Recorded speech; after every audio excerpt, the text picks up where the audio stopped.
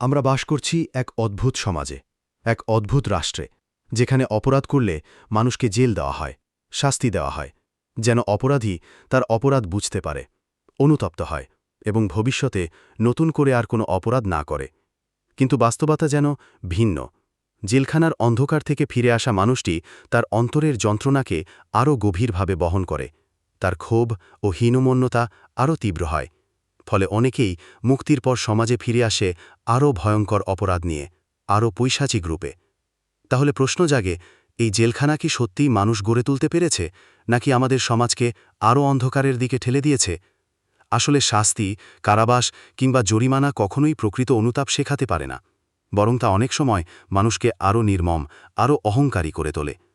মানুষকে মানুষ বানানো যায় না কেবল বাহ্যিক হেনস্থা বা শাস্তি দিয়ে। সত্যিকারের মানুষ গড়তে হলে প্রয়োজন ভালোবাসার স্পর্শ, আন্তরিকতার শিক্ষা, আমিত্বের বন্ধন ভেঙে আল্লাহর সাথে সংযোগ স্থাপনের দীক্ষা।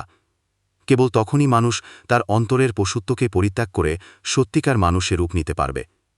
আসুন, আমরা ভাবি, আমরা বদলাই, আমরা ভালোবাসা ও আত্মার আলো দিয়ে মানুষ গড়ে তুলি।